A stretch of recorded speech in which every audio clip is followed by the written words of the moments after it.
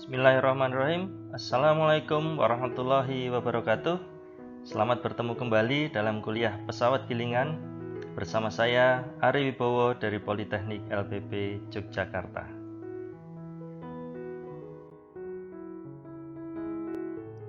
Baik, pada video kali ini kita akan melanjutkan pelajaran tentang konstruksi gilingan, yaitu adalah kopling gilingan.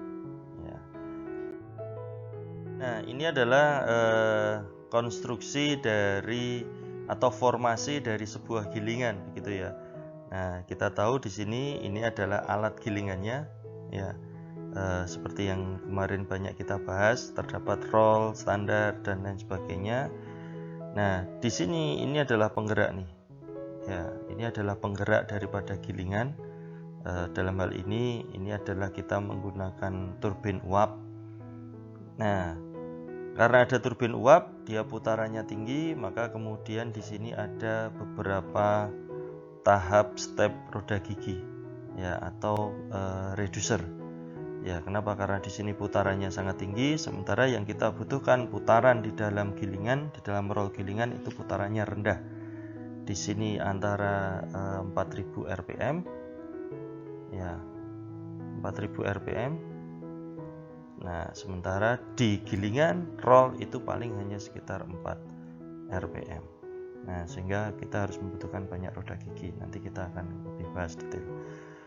Nah, di antara penggerak dan juga roll gilingan atau mesin gilingan dihubungkan oleh suatu alat yang kita sebut sebagai kopling. Ya, kopling. Nah, kopling ini adalah penghubung, ya, atau transmisi yang akan menyalurkan power dan juga putaran yang dihasilkan oleh penggerak kepada roll gilingan, ya, karena power ini sangat penting di dalam proses pemerahan, maka fungsi kopling itu juga menjadi sangat penting. Ya, menjadi sangat penting di dalam konstruksi gilingan. Nah, terdapat beberapa jenis kopling yang sekarang ini banyak digunakan di pabrik gula.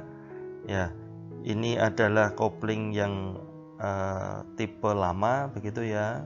Kita menggunakan disebut sebagai tail bar, hanya seperti poros biasa, tetapi yang berbeda adalah seperti tadi, karena roll atas ini dia mengalami naik turun, ya, naik turun, maka kita tidak bisa serta-merta hanya menggunakan poros penghubung saja.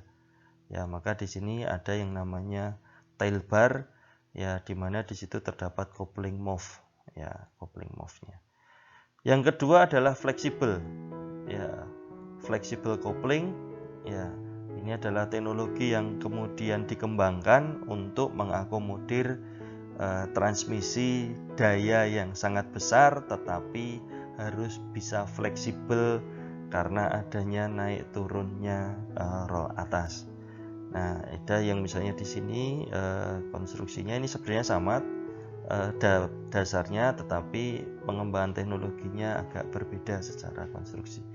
Ya, salah satu yang penting di situ dia menggunakan wire atau kabel seling sebagai penghubung daya, ya, atau transmisi dayanya, ya, transmisi daya. Yang pertama mungkin kita sedikit bahas sepintas saja terkait dengan tail bar. Ya, secara gambar konstruksi kurang lebih seperti ini. Ya, kurang lebih seperti ini. Nah, di sini itu adalah poros gilingan, ya, gilingan di sisi kiri ini adalah gilingan, di sisi sini adalah posisi roda gigi, ya, roda gigi atau sisi penggerak, ya, dari sisi penggerak. Nah, mungkin teman-teman memperhatikan kenapa bentuk daripada poros itu unik, begitu ya, unik. Jadi tidak bentuknya bulat seperti ini, tetapi ada yang dibuat ujungnya kotak, ada yang dibuat seperti bintang. Nah, seperti ini ya. Ini adalah ujung daripada poros gilingan. Nah, ini contohnya adalah salah satu ujung dari poros gilingan. Kenapa? Karena dia akan dihubungkan dengan tail bar ini. Ya, ini adalah tail barnya. Nah, kita sebagai penghubung itu menggunakan suatu bushing yang berukuran besar dan kuat yang disebut sebagai coupling mouth. Ya, jadi rangkaian penggeraknya itu terdapat juga coupling mouth. Nah, karena kemudian rod atas ini bergerak naik turun, maka coupling mouth ini itu harus juga bisa mengakomodir gitu. Jadi selain dia sebagai transmisi seperti ini, tapi dia juga bisa mengakomodir naik turunnya daripada roll ini. Ya, naik turunnya daripada roll ini. Kalau tidak, maka pasti ini akan mengalami kerusakan, terdeformasi. Ya, jadi dua sisi dia ya posisinya ada di sini, di sisi gilingan, dan ada posisi di sisi penggerak. Nah, ada perhitungannya ini menggunakan perbandingan volumetrik. Sebenarnya naik turunnya roll tidak boleh lebih dari 12 sampai 15. Nah, tetapi kemudian ada perbandingan. Kalau kenaikan daripada roll itu sebesar H, ya, maka H dibagi dengan L. Ya, L itu adalah panjang poros ini. Ya, panjang porosnya itu harus sama dengan X dibanding dengan Y. Ya. Nah, ini X dibanding dengan Y. Maka kita bisa menghitung berapa sih celah yang harus kita berikan, ya celah yang ada di sini itu agar bushing ini atau coupling mouth ini tidak mengalami kerusakan pada saat operasional. Nah, kurang lebih gambarannya seperti ini. Berikutnya adalah fleksibel. Ya, ini adalah teknologi baru begitu ya. Jadi kalau kita melihat di sini ada dua sisi juga, ya. Ada dua sisi. Di sini adalah sisi gearbox atau roda gigi. Di sini adalah sisi gilingan, ya, sisi gilingan. Nah, karena adanya sistem ini dengan kurang lebih gambarnya adalah seperti ini ya. Kalau dari sisi luar, ya, jadi ada dua sisi yang sebenarnya tidak satu poros. Ya, ini tidak satu poros antara di sini, tetapi dihubungkan dengan suatu sistem yang dia fleksibel, bisa naik turun. Nah, tetapi dia dihubungkan dengan tali, ya, dengan tali. Jadi ketika tali ini dia bisa menghubungkan gaya, tetapi dia fleksibel, bisa bergerak naik turun. Ini adalah talinya atau rope-nya. Ya, ini adalah tali. Sling, ya, sling kalau orang Jawa bilang. Tali baja. Nah, tali baja dia akan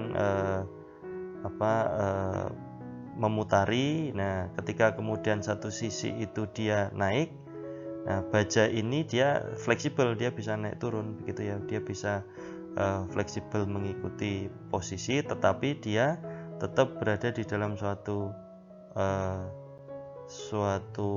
konstruksi yang kemudian baja ini akan tetap menyalurkan, ya, dari satu disk yang satu ke disk yang lain. Ini ada terdiri dari dua disk, ya, dari poros ini, dari coupling ini. Kurang lebih gambarannya seperti ini untuk coupling fleksibel. Pabrik-pabrik gula baru yang termasuk yang ada di Indonesia itu sudah menggunakan flexible coupling ini, ya, karena secara maintenance, secara operasional dia lebih mudah dibandingkan dengan menggunakan coupling mouth, dan dia juga bisa menahan beban yang lebih tinggi dibandingkan dengan tail bar biasa, ya, atau coupling mouth yang tadi. Nah, karena apa? Karena salah satu permasalahan di coupling mouth itu adalah pecah. di busing tadi ya. Karena ketika dia naik turun dengan beban yang besar sering terjadi kerusakan. Yang ketika terjadi kerusakan maka merugikan perusahaan secara keseluruhan. Sementara ketika kita menggunakan fleksibel ini relatif putus atau kerusakan itu lebih jarang terjadi dibandingkan dengan kita menggunakan tail bar biasa. Baik, demikianlah kuliah kita terkait dengan kopling ya. Terima kasih, kita lanjutkan ke pokok bahasan berikutnya. Wassalamualaikum warahmatullahi wabarakatuh.